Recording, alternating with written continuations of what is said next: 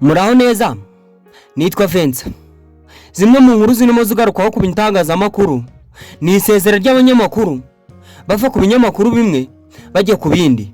Byabimburiwe no bita Isheja Sandrine, yagizwe umuyobozi mukuru wungirije ku rwego rw'igihugu mu itangazamakuru, kandi yari umunyamakuru wa Kiss FM. Ntibyagarukiyeho gusa, Mutesi Scovia nawe yarasezeye. Ariko ntibyagarukiraho gusa, ntihashize iminsi Anita Pendo arasezera na Gerard Mbabazi arasezera.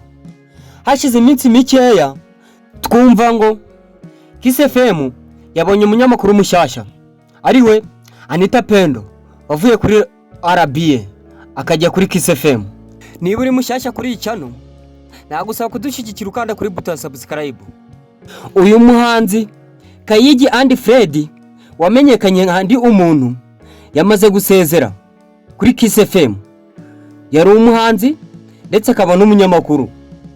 Ndi Umuntu yari amaze kuri Kiss FM ivugira ku murongo w'103 n'ibice bitatu imyaka 2 n'amezi 4. Yabwiye ibitangazamakuru ko ibi bintu yarakoraga atari byo yize. Uyu mugabo yavuze yuko amashuri abanza yayize aho bita muri La Colombière, aza gukomereza Kabuga. Ayisumbuye yayize muri Saint Andre, aza gukomereza mu kigo cya Eto Muhima mu bijyanye n'amashanyarazi. Kaminuza ye yayize muri IPRC, n'ubundi yiga ibijyanye n'amashanyarazi. Gusa ubu ngubu yari umunyamakuru, ariko akaba n'umuhanzi ukunzwe cyane, yamenyekanye mu ndirimbo z'inkundo. Ndi Umuntu yakoraga ikiganiro cyitwa Breakfast, cyabangirijwe na Sandrine Isheja. Sandrine Isheja Butera muri Breakfast yakoranagamo na Atankusi. Nyuma yaho haza kwiyongeramo bita Gentil Gedeon. Gentil Gedeon yavuyemo asimburwa na Ndi Umuntu.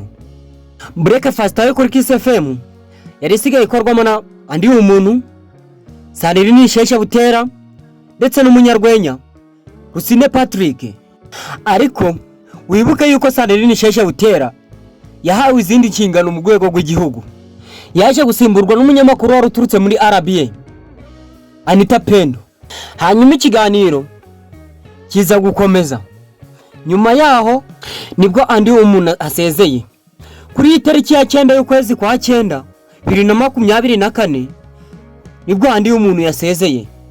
Yabyutse yandika ku mbuga nkoranyambaga ze, harimo Igisi, hakazamo Instagram, Facebook ndetse n'izindi mbuga nkoranyambaga akoresha. Ariko yasezeye ku mpamvu ze bwite. Abanyamakuru bamubajije impamvu asezeye, yaga kubabwira impamvu asezeye, gusa babwira ko ari ku mpamvu ze bwite.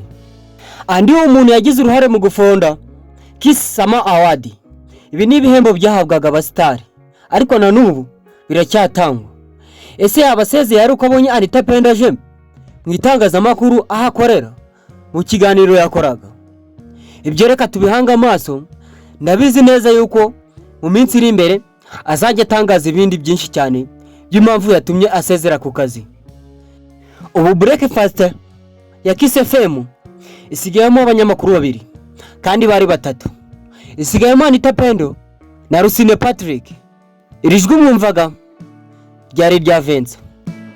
Nakwisabiraho utarakanda kuri buto ya subscribe, ukanda kuri buto ya subscribe kugira ibindi biganiro tuzajya tukugezaho bizabera kugeraho mu bambere. Ndabashimiye.